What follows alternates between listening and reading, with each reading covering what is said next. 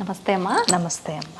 అమ్మ, దశమహావిద్యలు అంటుంటారమ్మా, చాలా మందికి దాని గురించి అవగాహన లేదు, తెలియదు కూడా అమ్మా. అసలు అంటే ఏంటమ్మా?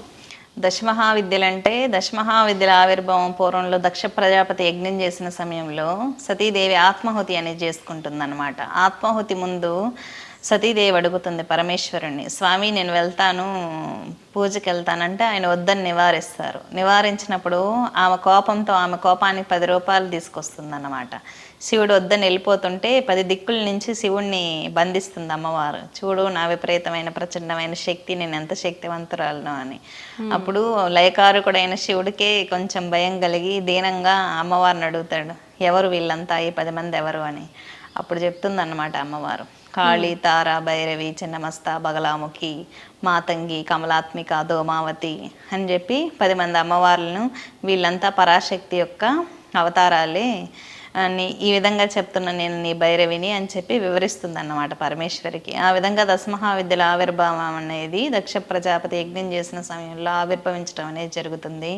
దుర్గాదేవి యుద్ధం చేస్తున్న సమయంలో 15 మంది శక్తులు ఆమె శరీరం నుంచి సడన్గా వెలువడతారనమాట. ఆ 15 శక్తుల్లో ఈ 10 శక్తులు మహావిద్యలు.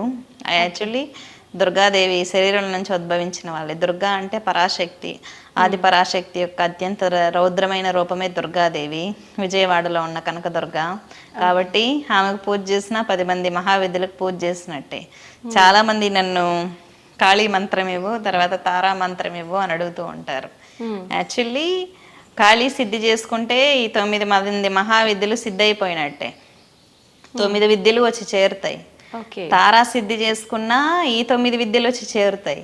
ఇక్కడ సుప్రీం పవర్ అనేది ఒకటే తీసుకోవాలి. ఒకరిని సిద్ధి చేసుకుంటే మిగిలిన అమ్మవారిని పిలిస్తే వచ్చేస్తారు అమ్మవారి దగ్గరికి.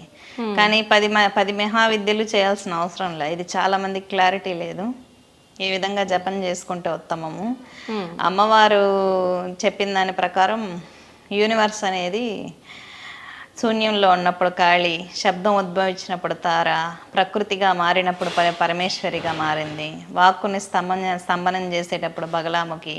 అమ్మవారు రకరకాల అయిన అవతారాలలో రకరకాలైన సమయంలో రాక్షస సంహారం కోసం తీసుకున్న అవతారాలు అన్నమాట ఇవి. గొప్ప తాంత్రిక దేవతలు. శ్రీ మహాలక్ష్మి యొక్క తాంత్రిక స్వరూపమే 10వ మహావిద్య కమలాత్మిక. సరస్వతీదేవి యొక్క తాంత్రిక స్వరూపమే మాతంగేశ్వరి రాజశ్యామల. పార్వతీదేవి యొక్క తాంత్రిక స్వరూపమే లలితా త్రిపుర సుందరి అన్నమాట. ఈ విధంగా చాలామంది వారి వారి కోరికలు తగినట్టుగా ఇప్పుడు ఫిలిం ఇండస్ట్రీకి సంబంధించిన వాళ్ళు భువనేశ్వరి సాధన చేయాలి. ఎందుకంటే సిగ్నల్స్కి సంబంధించింది కదా అది. కాబట్టి భువనేశ్వరి సాధన అనేది ఉత్తమం. బాగా వాక్కు రావాలి అనుకున్న వాళ్ళు, వేదం చదివే వాళ్ళు చాలామంది తారా ఉపాసన తీసుకుంటూ ఉంటారు నా దగ్గర. ఎందుకంటే చాలామంది పురుష గురువుల కన్నా స్త్రీ గురువుల దగ్గర తారా ఉపాసన అనేది బాగా ఫ్లూయెన్సీ వస్తుందన్నమాట. వేద పారాయణం చేసే వాళ్ళు తారా ఉపాసన తీసుకుంటారు. సంహార శక్తి కాళీ అనేది సుప్రీం పవర్, ఆద్యాశక్తి అంటాం. అంటే నెంబర్ 1 స్టేట్ అన్నమాట శూన్యం. అమ్మవారు భూత భవిష్యత్తు వర్తమాన కాలాలు కలిపితేనే కాళీ అన్నమాట. ఆ కాలస్వరూపిణి అయిన కాళీ ఉపాసన, ఇంకేది వద్దు, మోక్షం కావాలి, పరమేశ్వరిని దర్శించాలి అనుకున్న వాళ్ళు కాళీ ఉపాసన చేస్తారు. కాళీ చాలా మ్యాజికల్ పవర్స్ని కూడా ఇస్తుంది. కానీ ఏది వద్దనుకున్నప్పుడు అన్నీ ఇచ్చేదే కాళీ. ఏది వద్దని ఎవరు ఉంటారో, ఏది వద్దు మాకు ఏది వద్దు అని చెప్పి మోక్షం కోసం ఎవరైతే ప్రయత్నం చేస్తారో వాళ్ళకి అన్నీ ఇస్తుంది కాళీ. వాళ్ళకి లేని పవర్స్ ఇస్తుంది, మ్యాజికల్ పవర్స్ని ఇస్తుంది. కానీ ఆ మాయలో పడకుండా అమ్మవారినే పట్టుకోవాలి. వద్దంటే అలా ఇస్తూ వస్తుంది అన్నమాట. వ్యక్తం అంటే 10 మందిలో ప్రదర్శన చేయగలిగే పవర్స్ని చూపించగలిగిన శక్తికి ఇచ్చేది కాళీనే. అప్పుడు డైవర్ట్ చేస్తూ వస్తుంది. మనం ఆ డైవర్షన్స్ అన్నిటినీ దాటుకొని అమ్మవారిని పట్టుకోవాలా. నీకు నేను కావాలా, నీకు అది ఇస్తా, నేను నీకు ఇది ఇస్తా అని చెప్పి పవర్స్ ఇస్తూ వస్తుంది. మనం అవన్నీ వద్దనుకొని అమ్మవారిని పట్టుకోవాలి. అది. ఇంకొకటి స్తంభన శక్తి, బగలాముఖి. అంటే ఎదుటి వ్యక్తుల్ని మాట్లాడి బుద్ధి పని చేయనివ్వకుండా శరీరం కూడా కదలకుండా చేయొచ్చు. బగలాముఖి విద్యలో అది ఉంది. స్తంభన శక్తి అన్నమాట. పరమేశ్వరి యొక్క స్తంభన యొక్క శక్తి. ఎల్లో కలర్ అంటే ఇష్టం అమ్మవారికి బగలాముఖికి. రాజశ్యామల అంటే 64 కళల్లో ఉత్తీర్ణత సాధించాలి అనుకున్న వాళ్ళు రాజశ్యామల చేస్తారు పదవులు అధికారం కోసం. జనాకర్షణ ధనాకర్షణ ఎక్కువ ఉంటుంది రాజశ్యామలకి. ఓకే. ధూమావతి మనకు కష్టాలు ఎక్కువ ఉంది, మనకు దరిద్రం ఎక్కువ ఉంది, ఎక్కువ లాయర్స్ చేస్తూ ఉంటారు ఈ సాధన. ఎక్కువ కర్మలు పెరిగిపోతూ ఉంటాయి వాళ్ళు వాదించి అటువంటి కర్మలు క్లియర్ చేసుకోవాలంటే ధూమావతి సాధన చేస్తారు. అంటే నా కష్టాలు తీసేయి, నా కర్మలు తీసేయి, నా దరిద్రాన్ని తీసేయి అంటే అమ్మవారు తీసేస్తుంది. ఎప్పుడు కానీ ధూమావతి దేవిని నాకు వద్దు అని అడగాలి. ఏది కావాలని అమ్మవారిని అడగకూడదు. నా పాపాలు తీసేయి, నా కర్మలు తీసేయి అని అడగాలి. అటువంటి దేవత ధూమావతి అన్నమాట. ఇంకా కమలాత్మిక అఖండమైన ఐశ్వర్యాన్ని ఇస్తుంది. త్రిపుర భైరవి అతీంద్రియ శక్తుల్ని ఇస్తుంది అన్నమాట. అంటే ఈ శరీరంతో ఏ పని చేయలేరు అనుకున్న వాళ్ళు సూర్యుని యొక్క తల్లి త్రిపుర భైరవి. సూర్య చంద్రాదులకి సూర్యునికి త్రిపుర భైరవి నుంచి శక్తి అనేది లభించింది కాబట్టి అమ్మవారు అతీంద్రియ శక్తులు ఇస్తుంది. ఈ శరీరంతో ఏం చేయగలిగిన శక్తి ఇస్తుంది అన్నమాట. అది అష్ట సిద్ధులు త్రిపుర భైరవి చేయడం వల్ల తొందరగా వస్తాయి. ఈ విధంగా ఇంతమంది అమ్మవార్లు మనకి తినాలంటే రకరకాల ఫ్లేవర్స్ పెట్టినట్టు 10 మంది మహావిద్యలు ఉన్నారనమాట ఉపాసన చేయడానికి. ఓకే.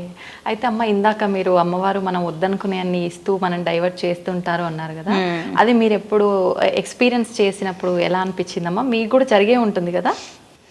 జరుగుతూ ఉంటాయి అవి. ఖాళీ నిజానికి అనేక పరీక్షలు పెడుతూ ఉంటుంది అన్నమాట. ఎక్కువ ధనాకర్షణని జనాకర్షణ ఇస్తుంది.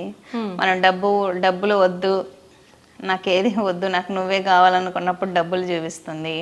డబ్బుల చుట్టూ సమస్యలు చూపిస్తుంది, మన మైండ్ డైవర్ట్ అయ్యేలాగా చేస్తుంది. ఇలాంటివన్నీ ఖాళీ బాగా చేస్తుంది. అంటే మీరు డైవర్ట్ అవ్వకుండా అంటే ఏం చేశారమ్మా? నాకు మనసు ఎప్పుడు అమ్మవారి మీద నిలబడుతుంది. అంటే నేను సాటిస్ఫై అవ్వను మంచి చీరల వల్ల నగల వల్ల సాటిస్ఫై అవ్వను. అమ్మవారి దగ్గర ఉంటేనే నాకు సాటిస్ఫాక్షన్, ఆత్మ సంతృప్తి వస్తుంది. తెలిసి అన్నీ ఇస్తుంది. చాలా తక్కువ మందిలో ఉంటుంది కదమ్మా ఇలాంటి ఒక సంకల్పం అనేది. నా మనసు సాటిస్ఫై అయ్యేది అమ్మవారి దగ్గరే. పూజలో సాటిస్ఫై అవుతుంది కానీ మంచి కార్లలోనూ ఎక్కడ సాటిస్ఫాక్షన్ అవ్వదు. అయితే అమ్మా మీరు సాఫ్ట్వేర్ ఉద్యోగం చేసి అది వద్దు అని వదులుకొని ఇలా అమ్మవారి ఉపాసకురాలుగా ఉన్నారు అని ఎందుకమ్మా? ఇదే రీజనా ఇప్పుడు మీరు చెప్పింది? సిస్టమ్ లో నేను టైప్ చేస్తున్నప్పుడు సాఫ్ట్వేర్ కోడ్ జావా డెవలపర్. నేను సాఫ్ట్వేర్ కోడ్ రాసేటప్పుడు నేను ఇందుకోసం పుట్టానా, నాకు పెయిన్గా అనిపించింది. నేను మిషన్ ముందు మెషిన్ లాగా అయిపోయాను అనమాట. అంటే పొద్దున్న లేయటం, జాబ్ చేయటం, ఇంటికి రావటం, నెల జీతం తీసుకోవటం, ఇది జీవితం కాదు కదా. అంటే నేను పుట్టింది నన్ను నేను సర్వైవ్ చేసుకోవటానికేనా? ఇటువంటి క్వశ్చన్స్ నాకు ఇంటర్నల్గా వచ్చేవి. ఓకే. అదే అంటే నేను మెషిన్ని కాదు, నేను నాకు నచ్చినట్టు బతకాలి, నాకేం కావాలో నేను వెతుక్కున్నాను. అంతరంగిక శోధన. నేను ఎందుకు పుట్టాను అసలు, నేనేం చేయాలి, నేను ఎక్కడి నుంచి వచ్చాను, ఎక్కడికి వెళ్ళాలి, నా కారణం ఏంటి, నేను వెతుక్కున్నాను. నేను తినడం కోసమో మంచి బట్టలు ధరించడం కోసమో పుట్టలేదు కదా. ఇప్పుడు జంతువులు కూడా చేస్తాయి, మనం చేసే వాటికి మనకి తేడా లేదు కదా. మనం ఎందుకు పుట్టామనేది కారణం తెలుసుకోవాలి. పుట్టుక కారణం ఉండాలి, చరిత్రలో మనకంటూ కొన్ని పేజీలు ఉండాలి. అదే ఎప్పుడు అనిపించిందమ్మా అసలు మీకు? అంటే అప్పుడు మీరు ఉద్యోగం చేస్తున్న టైంలోనేనా, చిన్నతనం నుంచే మీకు అమ్మవారి? చిన్నతనంలోనే నేను అందరికన్నా కొంచెం డిఫరెంట్గా ఆలోచించేదాన్ని. నా ఏజ్ పిల్లలందరూ ఆడుకుంటుంటే నేను పూజలు చేసేదాన్ని. నాకు అక్కడ ఆనందం కలిగేది. ఓకే. సాటిస్ఫాక్షన్ వచ్చేది బాగా. ఫ్యామిలీలో ఎవరైనా ఉన్నా? మా ఫ్యామిలీలో మా తాతలు వామాచార తాంత్రికులు, అమ్మ బాగా పూజలు చేస్తుంది. అలాగా ఫ్యామిలీకి సంబంధించి గుడి ఉంది. ఆ గుడికి వెళ్ళేటప్పుడు మాకు బాగా జరిగింది. మా ఫ్యామిలీలో బాగా పూజలు చేసిన అన్ని రోజులు బాగా జరుగుతుంది. ఒక 2 వారాలు పూజ చేస్తే పూజ చేయకపోతే తగ్గేది, డౌన్ అయ్యేది. ఇంకా మేము అలా ఎక్కువ చేసేసరికి ఇంకా ఎక్కువగా బ్రైట్గా ఉన్నింది మా ఫ్యామిలీ. అదే మాకు చాలా ఎక్స్పీరియన్స్లు ఇచ్చింది మా ఫ్యామిలీకి, మాకు అమ్మవారు. మ్యాజికల్ పవర్స్ 10 మందిలో ప్రదర్శించగలిగిన శక్తి అది అమ్మవారు ఇస్తుంది. అంటే అది మన ప్రత్యేకత ఏం కాదు. అమ్మవారు సెలెక్ట్ చేసుకుంటుంది కొంతమందిని. అమ్మవారు ఎలా సెలెక్ట్ చేసుకుంటుంది అంటే, ఎప్పుడైతే ఏదైనా ప్రపంచానికి అందివ్వాలి అని అనుకున్నప్పుడు ఖచ్చితంగా అలా సెలెక్టెడ్గా చేసుకుని తన పని తను నిర్వహించుకుంటూ ఉంటుంది.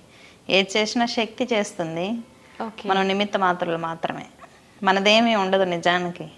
అదే అమ్మ, మీ వరకు అయితే మీకు అమ్మవారు మీతో ఇవన్నీ చేయించాలి అన్న సంకల్పంతో మీలో ఇలాంటి ఆలోచన వచ్చింది.